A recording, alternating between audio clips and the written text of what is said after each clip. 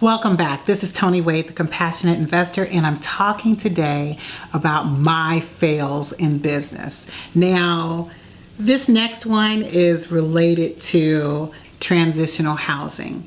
And as you know, I've been doing transitional housing for 13 years, for a very long time. I have so many lessons learned that we can talk about. I'm gonna see if I can highlight two, but for sure we're gonna highlight one, because transitional housing, you know, there's a lot of opportunity to learn in that. So in this first piece I wanna share, is when I first got started doing transitional housing. And the thing is, you know, at the time, because shared housing, boarding houses is shared housing. And when I got into this, I was a boarding house, okay, if I had to be honest.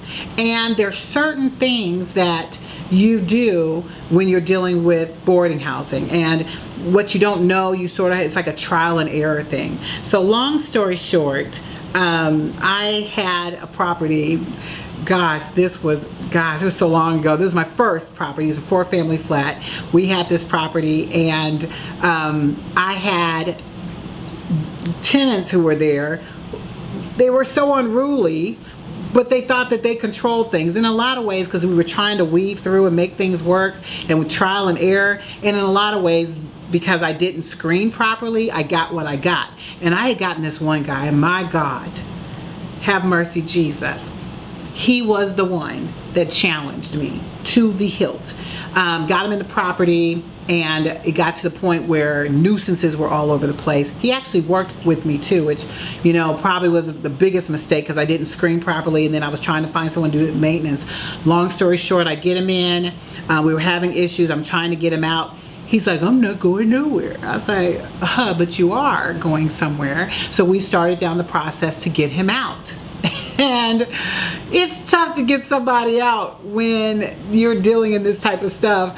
And at the end of the day, because he was so mad that we were getting him out, he ended up, now I don't know if he did it, all I know is my building caught on fire.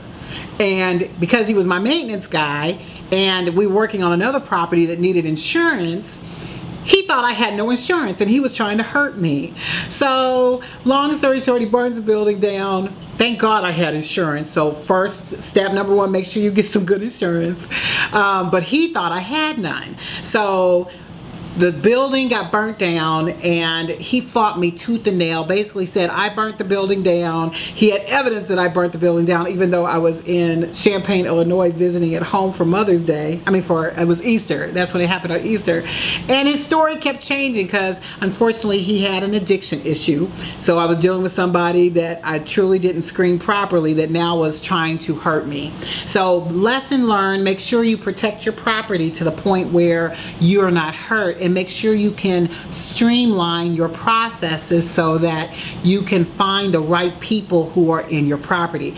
That was a bad lesson to learn. Even though I got money from the insurance, you know, I lost a building, my first building that I love so much. But this next lesson in transitional housing has to be the coup de grace. And the reason why, when you're dealing with this type of housing that's very, there's a lot of policies in place to make sure that you comply.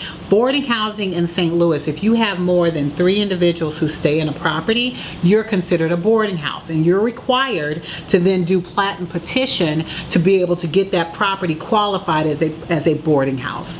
So all of my properties, at one point we were working, one particular property, I did not get it qualified as a boarding house because it didn't meet the other qualifications. And by working specifically with the city, it caused a big angst in my organization, to the point where all of our properties, we had to make sure that all of our things were lined up perfectly, because that's the one thing you don't want to have happen, is to be on somebody's radar as it relates to your properties, because all you need is one person not to like you or to have a reason not to like you. Now, I'm a pretty likable person, but there are a lot of people don't like working with the population that I serve. Those of you who know, I work with a lot of individuals who come out of incarceration and who also have to register. And some people feel some kind of way about those individuals. So once you get the wrong person who doesn't like what you do, the next thing you know, you've got a bullet on your back, or a target on your back, a bullseye, so to speak, and everything that you do is now elevated to a level that can get out of your control. And what I can say in this situation, because it took me dealing with this one individual in the city to realize there was nothing I was going to be able to say or do to convince him that the work that we do helps people. And unfortunately, we had to shift our model slightly to accommodate and make sure that we were compliant. So I would say this: as you are considering transitional housing, shared housing, or anything related to housing, make sure, number one, that you understand the rules and that you follow those rules. Because if you don't follow those rules and then somebody doesn't like what you do, that can come back and bite you. And unfortunately, it did come back and bite me, but I've learned a lot of lessons from there. I've learned how to go into neighborhoods, learning how to cultivate relationships with people who care about the work that I do. I make sure that I go into areas where it's conducive to that work, and I make sure that I build relationships. And I can say that experience allowed me to shift my business into making sure that I had buy-in from everyone involved as it relates to the type of work that I do. So I want to encourage you, if you're thinking about getting into transitional housing, that you take that path as well and make sure that you can build relationships with people who love what you do. And those who don't love it, you just steer clear and just make sure that you've done everything by the letter and all your I's are dotted and your T's are crossed. Please give me some comments below. I'd love to hear from you. If you've had some experiences like this, or you are thinking about getting into this, definitely I would love to be a resource for you. And that's the information I have to share with you on my flops as it relates to transitional housing. We'll be back in a moment.